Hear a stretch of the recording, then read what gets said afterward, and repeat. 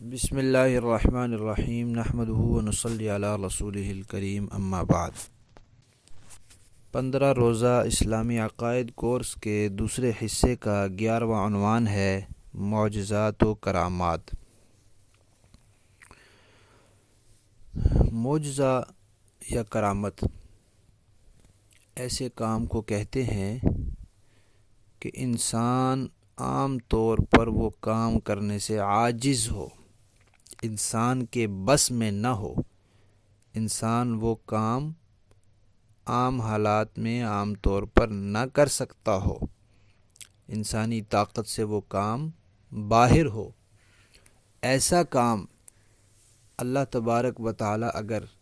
کسی نبی کے ہاتھ پر ظاہر کر دیں تو اسے معجزہ کہتے ہیں، اور اگر کسی صحابی یا ولی کے ہاتھ پر ظاہر کر دیں تو اسے کرامت کہتے ہیں،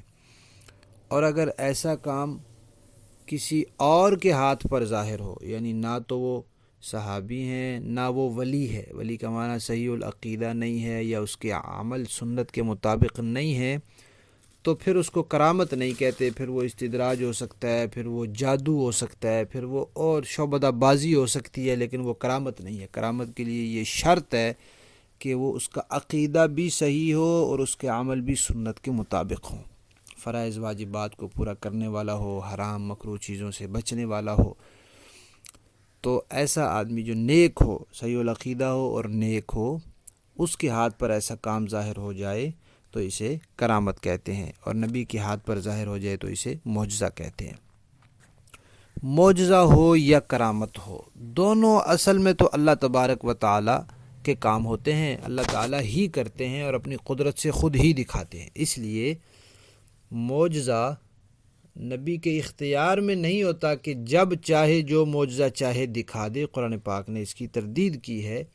مشرکین مختلف قسم کے معجزوں کے مطالبات کرتے رہتے تھے، تو اللہ تعالیٰ نے فرمایا آپ صلی اللہ علیہ وسلم سے کہ آپ ان سے کہہ دیں کہ یہ چیزیں میرے بس میں نہیں ہیں۔ اللہ تعالیٰ جب کوئی معجزہ چاہتے ہیں میرے ہاتھ پر ظاہر کر دیتے ہیں، جب وہ نہیں چاہتے تو میں اپنے اختیار اور اپنی مرضی سے کوئی معجزہ نہیں دکھا سکتا جب تک اللہ تعالیٰ نہ چاہے۔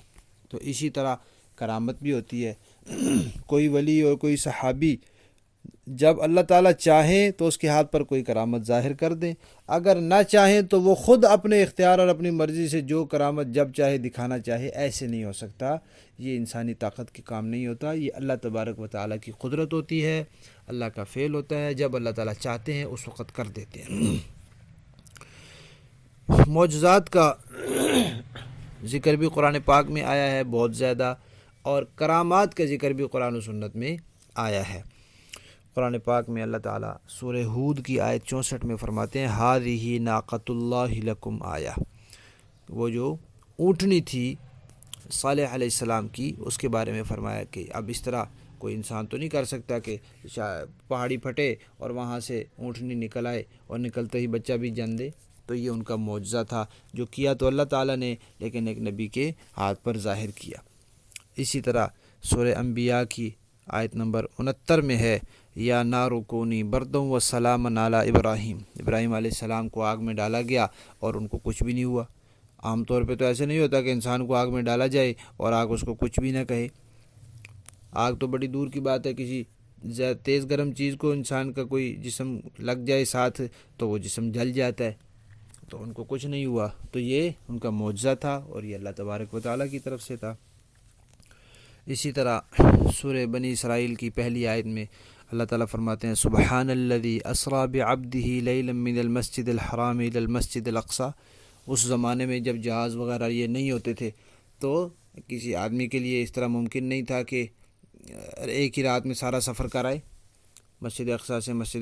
مسجد حرام سے مسجد اقصی چلا بھی جائے واپس بھی آ جائے، اور پھر جو معراج کا سفر پیش آیا سارا، وہ تو اب بھی کسی انسان کے لیے ممکن نہیں ہے، لیکن اللہ تبارک و تعالیٰ نے یہ سفر سارا کرایا تو یہ معجزہ تھا۔ اسی طرح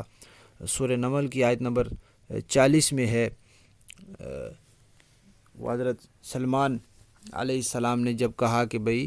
وہ ملکہ کا تخت کون لے کر آئے گا، تو وقال عفریت من الجن، ایک بڑا جن تھا، اس نے کہا کہ میں شام ہونے سے پہلے لے آؤں گا۔ تو آگے اللہ تعالیٰ نے فرمایا کہ جس کو اللہ تعالیٰ نے کتاب کا علم دیا تھا اس نے کہا کہ میں پلک جھپکنے میں لے آؤں گا، تو لکھا ہے کہ وہ ان کے وزیر تھے آصف بن برخیہ، تو وہ لے آئے، تو یہ ان کی کرامت تھی، اللہ تبارک و تعالیٰ نے ان کے ہاتھ پر دکھا دی۔ تو اس طرح بہت سے نبیوں کے معجزات قرآن پاک میں ہیں، اور بہت سی کرامات کا تذکرہ صحابہ کرام کی کرامات کا اور دوسرے لوگوں کی اور پہلی قوموں کے لوگوں کی کرامات کا تذکرہ بھی قرآن و سنت میں ملتا ہے۔ لہذا جو معجزے اور جو کرامات معتبر ذریعے سے ثابت ہوں ان پر ایمان لانا ضروری ہے، وہ برحق ہے۔